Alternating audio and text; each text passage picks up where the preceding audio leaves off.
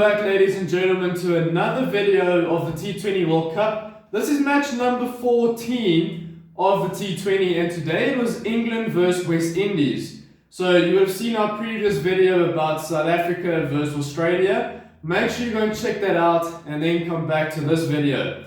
But this game was really something special and really different to what we've seen. Coach Alan and I have spoken about these low scoring games and batsmen struggling to score runs and the bowlers are just looking vicious. And today's game was no different. West Indies being bowled out for 55. I mean, that is unheard of. West Indies is a powerful team, and so is England. But even England weren't looking great. They were looking like they were struggling. But let's kick it off with West Indies because they ended up batting first. Evan Lewis is the opening batsman. He was deceived by a great slower ball, scoring 6 runs off 5 balls. But this is a common trend yet again, is the rotation of strike. There is not enough rotation of strike.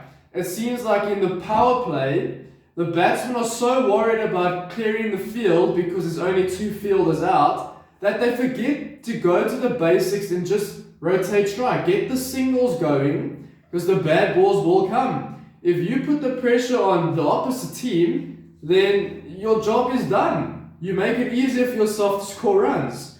So, need more rotation of strike.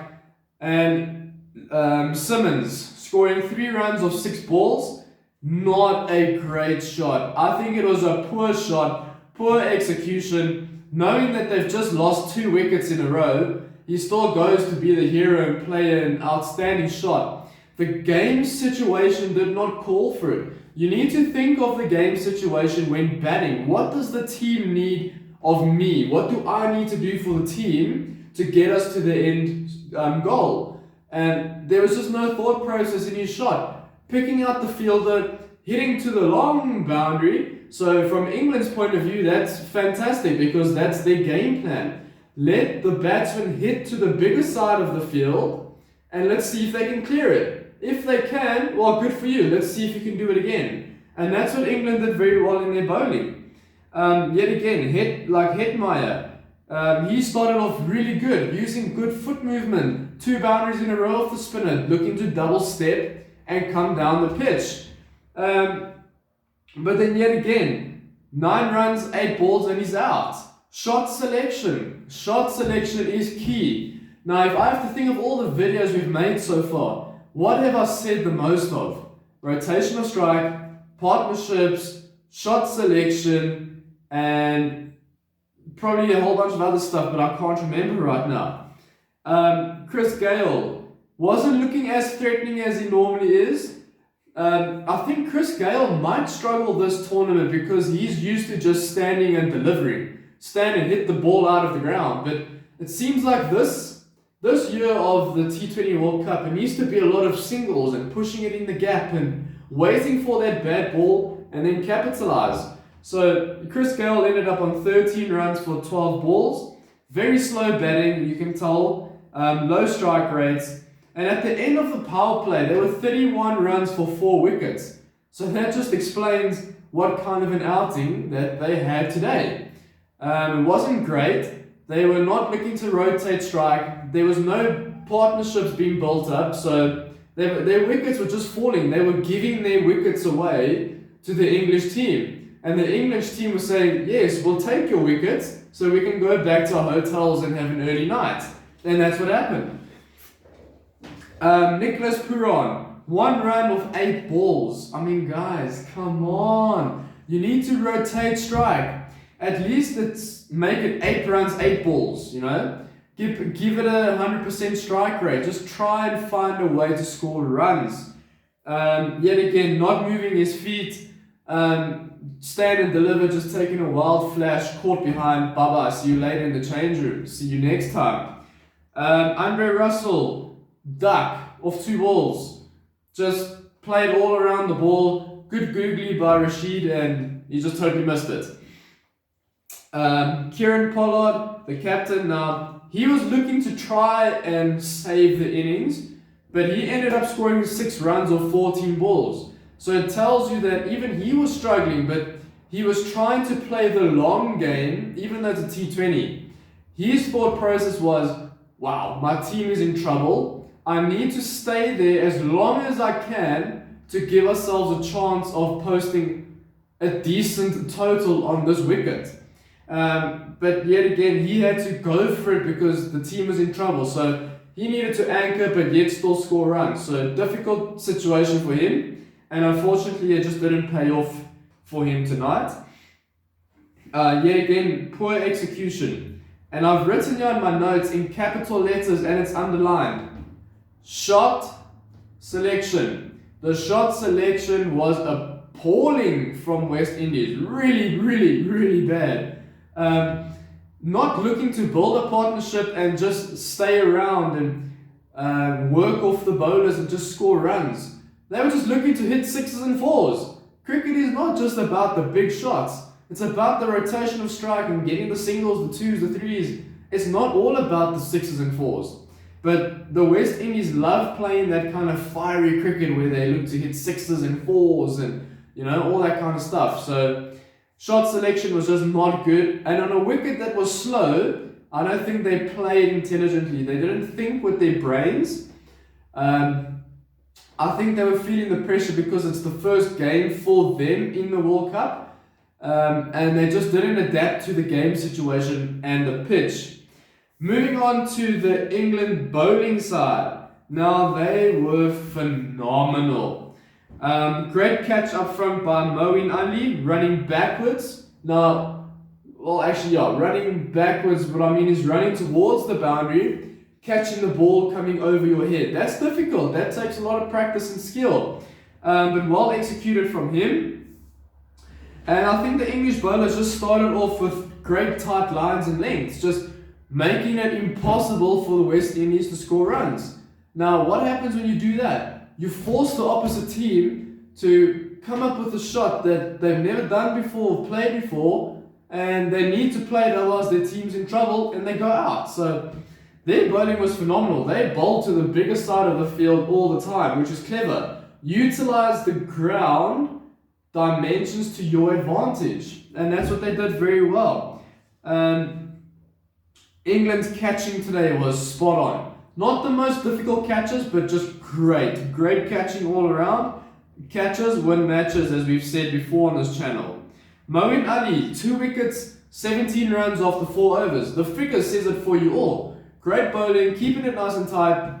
Plenty of dot balls. Dot balls create pressure. Pressure creates wickets. As simple as that. I've said again, England bowlers just gave nothing away. Nothing at all. But the captaincy of Eoin Morgan was brilliant. When to bring this bowler on, what field position am I going to use, how are we going to bowl to this specific batsman, what variations are we going to use. Brilliant captaincy. He was thinking from ball 1 until the end. Great captaincy from Eoin Morgan tonight, and it paid off for his team. The English bowlers used good variations, slower balls, back of the hand, short bounces, good variations like that, switching it up, forcing the batsman to hit to the bigger side of the field, as I've said. Now, Rashid Khan, oh my goodness, what an outstanding performance from him tonight. Taking 4 wickets for 4 wickets, 2 runs after 2.2 overs. That is, I think that's, if I'm not mistaken, the commentator said that's the best figures of an English bowler ever in the T20 World Cup. And I mean, looking at those figures, man, he had a great evening. Tyrone Mills, 2 wickets, 17 runs after 4 overs. Exactly the same figures as Moeen Ali. Also brilliant. Good bowling, good speedster. Came back in the English side because of many injuries like Ben Stokes, mental health, all sorts of key players, Archer, that aren't there. So he had a great opportunity and he really shone. He played well for his team. So I think well done to him. Now I'm going to switch to let me go to the English batting. Roy scoring 11 runs off 9 balls. Looking good, played some good shots, but pushing too hard at the ball. You need to wait for the ball to come to you and play it under your eyes, get on top of the ball. Especially the kind of pitch that they were playing on this evening. It's a slower pitch. So wait for the ball a split second longer and then play your shot. So he was just looking to push at the ball too hard, and he's known to do that. He likes the ball on the bat. So he likes to go after it, and he paid the price. Buttler was looking aggressive. He wanted to score runs, waiting for the ball under his eyes. Bang, and he put it away for 4. He ended up scoring 24 runs, 22 balls not out. Great batting, over 100 strike rate. Really solidified the innings of the English, and he played a great innings. Bairstow, 9 runs, 5 balls. Also looking to be positive. Great shots, cover drives. But then also, what did he do wrong? Pushing at the ball, not waiting for the ball because the spinner came on and it just held in the pitch a fraction.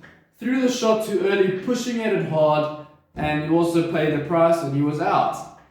And it seems that throughout all these games, it's a common theme that in the power play, remember, over 1 to 6 is power play 1 and 7 to 20 is power play 2. So in the first power play, it's very common nowadays in the T20 World Cup to see that the score is 30 for 4 or 30 for 2 or 30 for 3. I don't know why. I mean, you'll see in the previous video we were discussing it. Is it the pitch?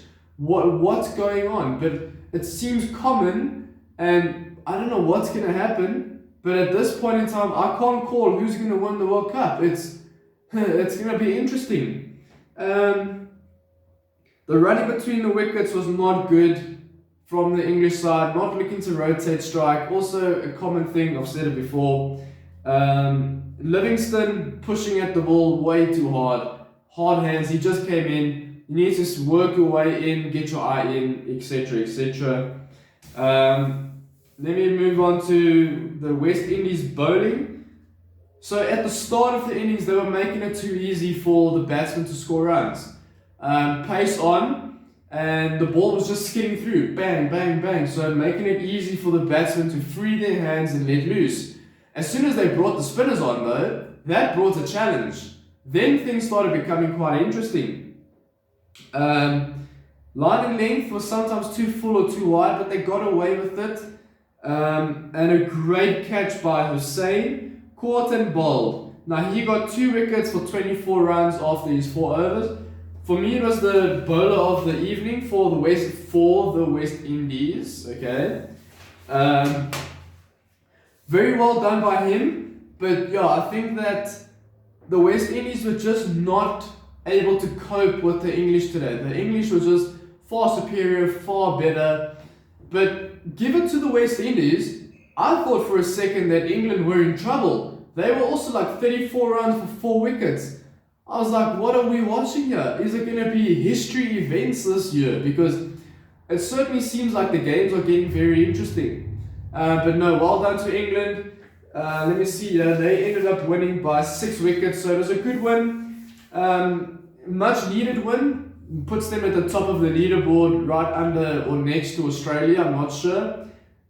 So well done to the English side. And I can't wait for tomorrow's games. I wonder if the scores are going to get better. If the batsmen are going to get used to the pitch and start scoring more runs.